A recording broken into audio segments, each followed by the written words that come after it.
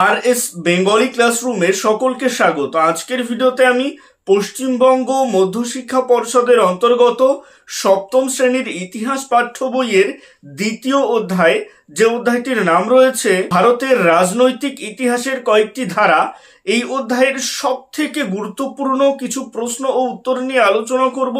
এই প্রশ্নগুলো প্রায় প্রত্যেকবার পরীক্ষাতে আসে, তো তোমরা বুঝতেই পারছো যে প্রশ্নগুলো কতটা গুরুত্বপূর্ণ।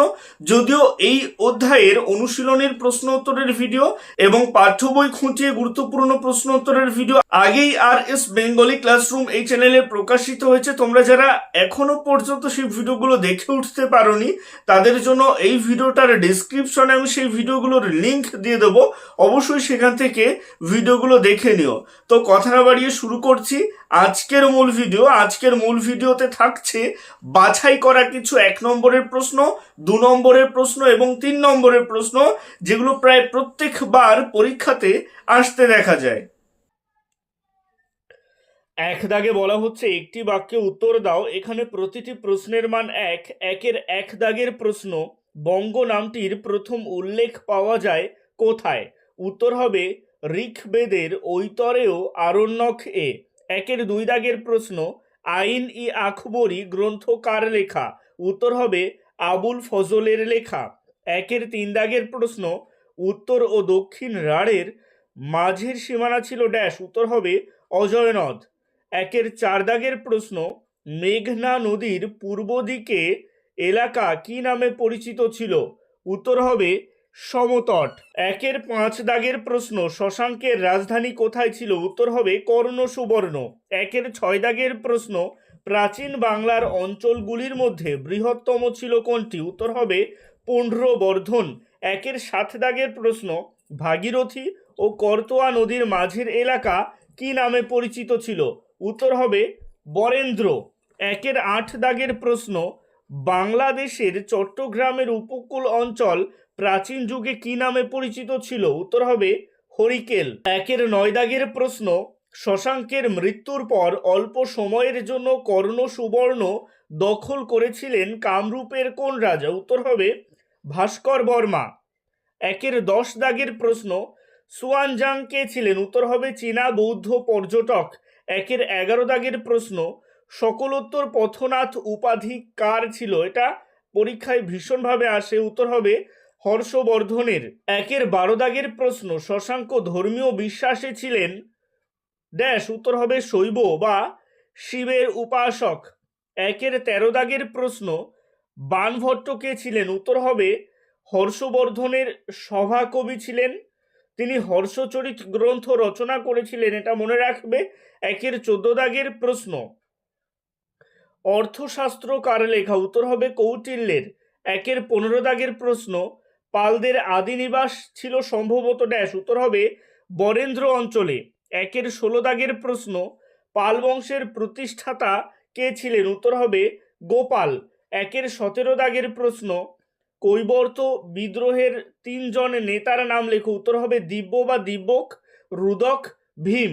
একের 18 দাগের প্রশ্ন, কৈবর্ত বিদ্রোহের কথা জানা যায় কোন কাব্যগ্রন্থ থেকে? উত্তর হবে রামচরিত কাব্য থেকে, এটি লিখেছেন সন্ধ্যাকর নন্দী। একের 19 দাগের প্রশ্ন, লক্ষণ সেনের রাজধানী কোথায় ছিল? উত্তর হবে পূর্ববঙ্গের বিক্রমপুর। একের 20 দাগের প্রশ্ন, বাংলায় সেন শাসনের অবসান ঘটেছিল কোন আক্রমণে? উত্তর হবে তুর্কি আক্রমণে। একের 21 দাগের প্রশ্ন, রাজা ভোজ ছিলেন কোন বংশের রাজা?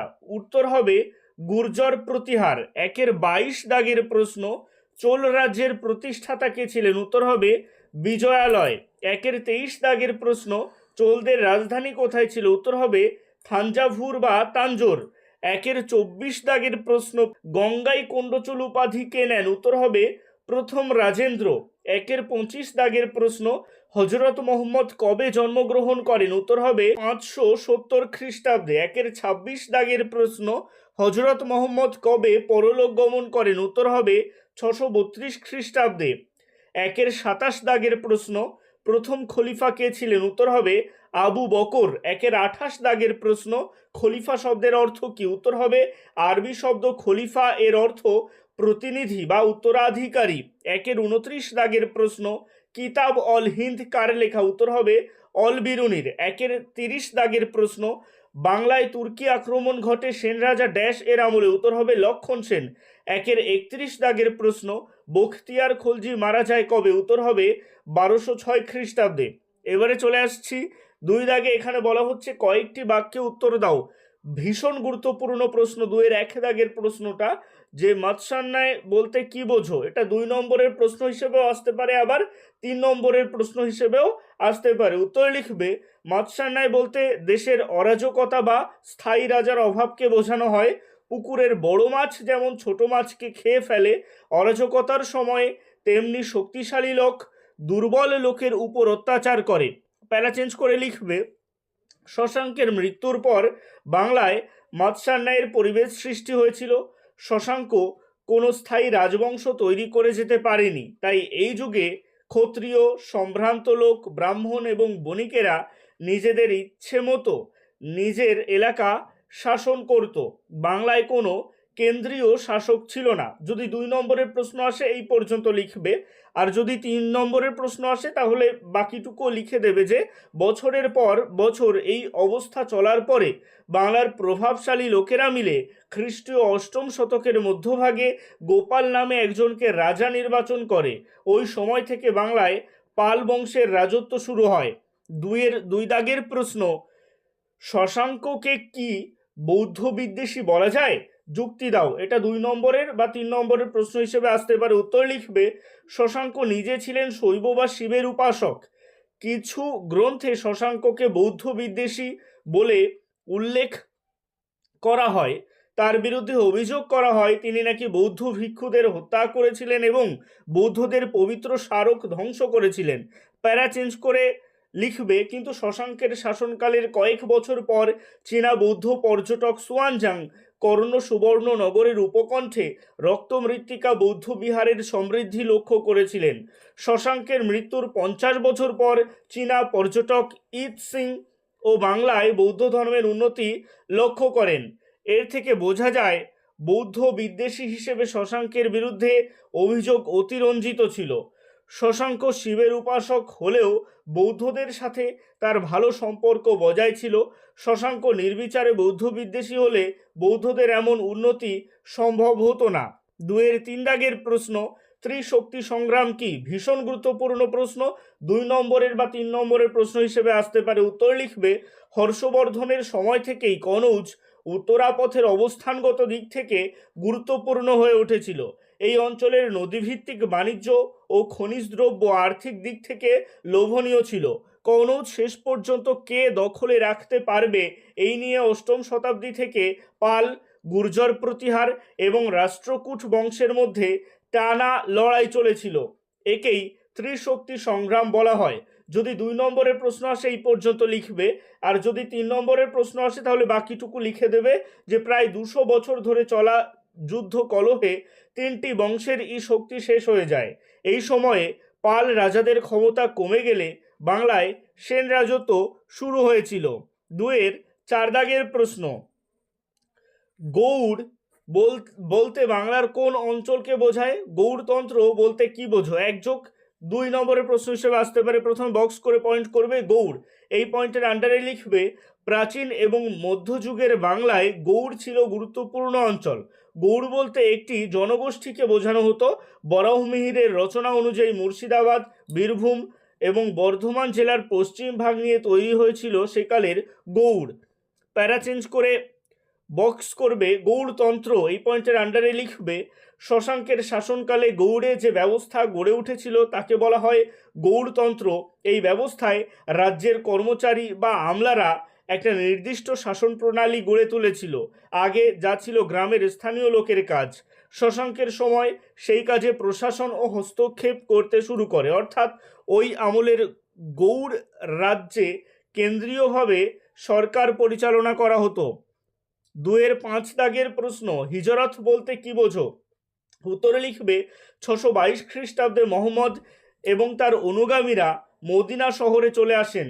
মক্কা থেকে মদিনায় এই চলে যাওয়াকে আরবি ভাষায় হিজরত বলা হয়। পরে ওই সময় থেকে হিসাব করেই হিজরি নামেই ইসলামী ও সাল গণনা শুরু হয়? এটা ভীষণ গুরুত্বপূর্ণ প্রশ্ন। 2-এর 6 দাগের প্রশ্ন, কৈবর্ত বিদ্রোহের বিবরণ দাও। এটা 3 নম্বরের প্রশ্ন হিসেবে আসতে পারে, যেমন হিজরত 2 নম্বরের বা 1 নম্বরের প্রশ্ন হিসেবে আসতে পারে। তো 2-এর 6 দাগের প্রশ্নের উত্তর লিখবে, পাল শাসনে একাদশ শতকের দ্বিতীয় ভাগে বাংলায় কৈবর্ত বিদ্রোহ ঘটেছিল। কৈবর্তরা ছিল সম্ভবত নৌকার মাঝি বা জেলে। সে সময় বাংলার উত্তর ভাগে কৈবর্তদের যথেষ্ট প্রভাব ছিল। এই বিদ্রোহের 3 জন নেতা ছিলেন দিব্য বা দিব্যক, রুদক এবং ভীম। দ্বিতীয় মহিপালের শাসনকালে পালদের দুর্বলতার সুযোগ নিয়ে দিব্য বিদ্রোহ করেন। মহিপাল বিদ্রোহ দমন করতে গিয়ে নিহত হন। দিব্য বরেন্দ্র দখল করে সেখানকার রাজা হয়ে বসেন। পরবর্তীকালে মহিপালের ছোট ভাই রামপাল কৈবর্ত নেতা ভীমকে পরাজিত করে বরেন্দ্র সহ বাংলার কামরূপ এবং ওড়িশার একাংশে পাল শাসন প্রতিষ্ঠা করেন। কৈবর্ত বিদ্রোহ বাংলার ইতিহাসে নিম্নবর্গ শ্রেণীর অন্যতম উল্লেখযোগ্য বিদ্রোহ হিসেবে পরিচিত। এই বিদ্রোহ পাল শাসনের শেষ দিকে কেন্দ্রীয় শক্তির দুর্বলতা স্পষ্ট করে দিয়েছিল। আজকের ভিডিওটা এই পর্যন্তই। ভিডিওটা কেমন লাগলো অবশ্যই কমেন্টের মাধ্যমে জানিও। ভালো লাগলে লাইক করো এবং একই ক্লাসের বন্ধুদের সাথে ভিডিওটাকে শেয়ার করতে ভুলো না। ভালো থেকো, সুস্থ থেকো সকলে, আর অবশ্যই RS বেঙ্গলি ক্লাসরুমের সাথে থেকো। সবশেষে একটাই রিকোয়েস্ট, এখনও পর্যন্ত যারা চ্যানেলটিকে সাবস্ক্রাইব করে উঠতে পারোনি তারা অবশ্যই চ্যানেলটিকে সাবস্ক্রাইব করে দিও এবং পাশে থাকা বেল আইকনটিকে প্রেস করে অল বাটনে ক্লিক করে দিও নতুন ভিডিওর আপডেট সবার আগে পেতে।